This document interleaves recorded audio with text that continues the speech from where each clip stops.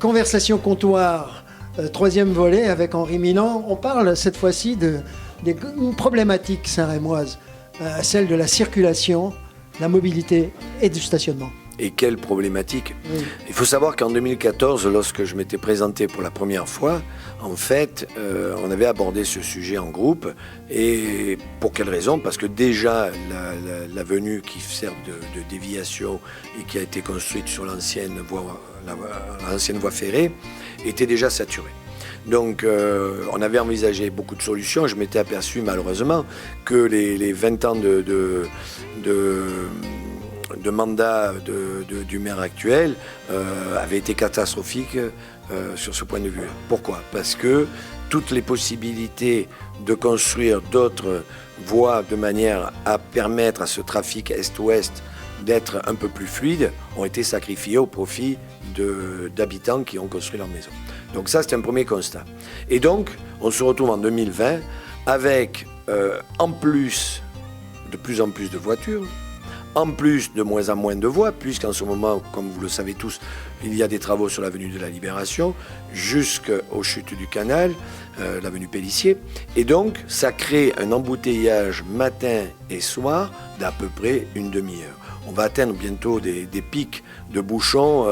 On pourra presque se comparer à Paris de ce point de vue-là, et c'est bien triste.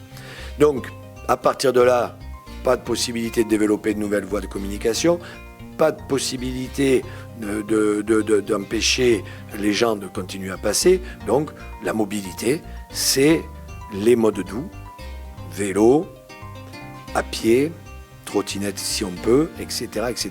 Mais, là, on arrive à un second problème.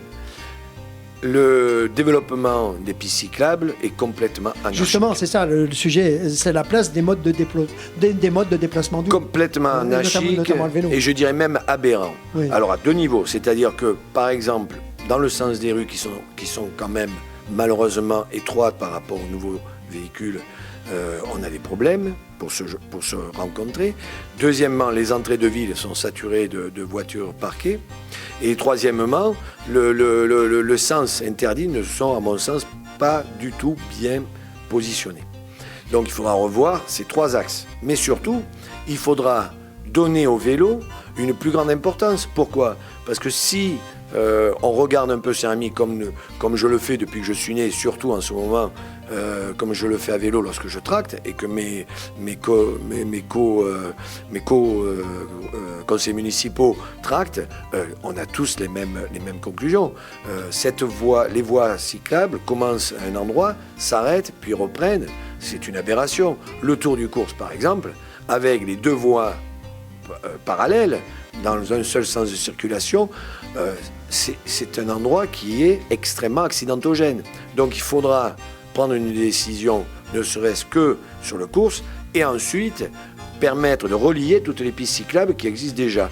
Les aménagements, donc à prévoir à court et à moyen terme. Exactement. Est-ce que dans cette notion d'aménagement, le vélo intervillage intervient, je veux dire, parce que les Alpilles sont un territoire exceptionnel, on le sait tous, et je veux dire par là qu'il n'y a pas, effectivement, on le remarque d'ailleurs dans le cadre de on en parlera plus tard, dans l'autre volet qui est l'aspect tourisme, et on le remarque avec la venue de plus en plus importante et de plus en plus nombreuse de résidents touristes qui viennent spécifiquement pour faire du vélo dans les Alpilles. Or, il se trouve complètement dénué de signalétique et d'aménagement divers.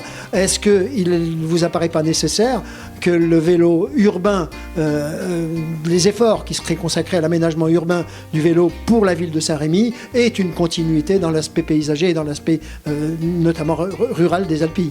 Bien entendu, et je dirais même qu'il a une double utilité.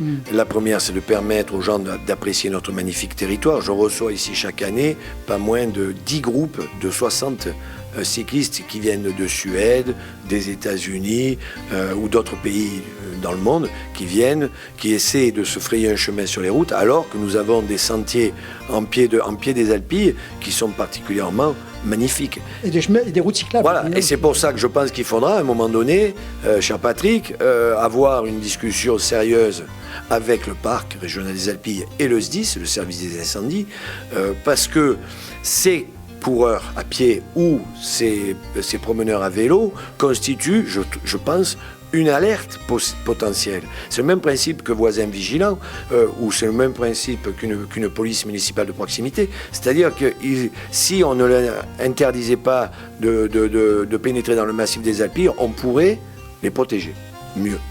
Je parle du massif. Et la situation des parkings à Saint-Rémy ? Et même constat qu'en 2014, le parking des Cèdres est toujours en danger. Et si le parking des Cèdres disparaît, ça veut dire que tous nos projets d'extension des pistes cyclables en centre-ville, des aménagements d'entrée des courses, parce que là aussi il y a des voitures et qu'on veut débarrasser les voitures du centre-ville, seront mis à plat. Donc il est extrêmement urgent, puisque je suis le seul aujourd'hui à défendre la pérennité de ce parking et surtout l'extension de ce parking à 1000 places et pas à 400. Parce que la municipalité propose 400 places, mais il faut savoir que ces 400 places ne répondent simplement qu'aux besoins actuels. Si vous voulez envisager un aménagement de la place de la République ou enlever une partie des voitures sur le course, vous êtes obligé d'avoir plus de possibilités de parking. Ce parking, qu'il soit au Cèdres ou qu'il soit à Jean Jaurès ou qu'il soit ailleurs, devra répondre à cet afflux de population et à cette ambition que nous avons. Et donc, il est évident qu'aujourd'hui, nous avons un emplacement qui existe, qui est gratuit, on peut le dire, et qui le restera si je suis élu. Mais par contre, on fait ça dans un but plus tard, dès que les finances nous le permettront, de construire un parking souterrain. Et donc à ce niveau-là, ça serait l'idéal du rêve, puisque le Saint-Rémy est une ville qui est quand même avec un centre très très ramassé. Pour donner un exemple du parking de Charles de Gaulle jusqu'à l'entrée sur le course, il y a 8 minutes à pied, 6 minutes à pied. C'est ridicule, donc on peut le faire. Mais par contre, l'avenue qui mène, l'avenue qu'il faut emprunter pour arriver jusqu'aux courses est extrêmement accidentogène, puisque les trottoirs font à peine 1 mètre de large et qu'on ne peut pas se croiser. Et sûrement plus étroit à certains endroits. On est bien d'accord.